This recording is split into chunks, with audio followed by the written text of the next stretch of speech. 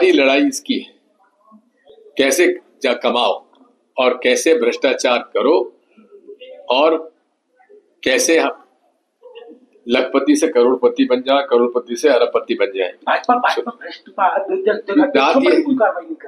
बाकी क्योंकि भारतीय जनता पार्टी और आरएसएस भी अब ईमानदार नहीं रही है। आरएसएस के कार्यकर्ता भी अब बेईमान हो चुके हैं। एक जमाने में था कि भाई चलो ये आरएसएस के लोग हैं, चना खा के प्रचार करते हैं, साइकिल पे घूमते हैं। आजकल वे ही भ्रष्टाचार का एक अंग बन चुके हैं।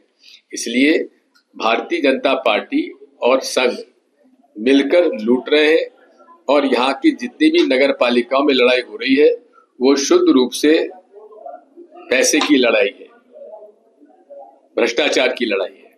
और उसमें भी नियम और कानून उस तरह बनाए जा रहे हैं। पहले कहा कि साहब 2/3 बहुमत हो जाएगा तो वो अविश्वास प्रस्ताव पास हो जाएगा। अब उन्होंने कहा नहीं साहब, खाली चेयर भरी चेयर के हिसाब से होगा।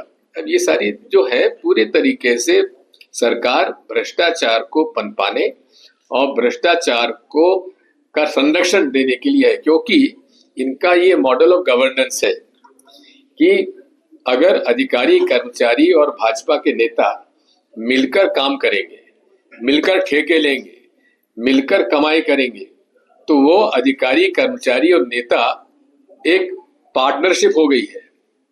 और पार्टनरशिप जब हो जाती है तो वो पार्टनरों का संबंध रहता है।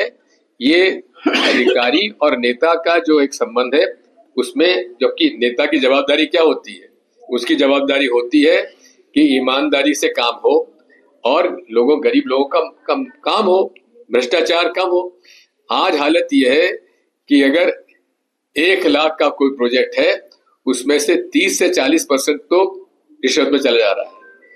कोई भाजपा का एमएलए एमपी नहीं है जो कि आज, मैं सिंधिया जी के बारे में तो नहीं कह सकता, उनकी इसकी जरूरत नहीं है, लेकिन कई ऐसे भाजपा के अधिकांश जो है कमीशन के हिसाब से आज काम विधायक निधि और सांसद निधि देते हैं।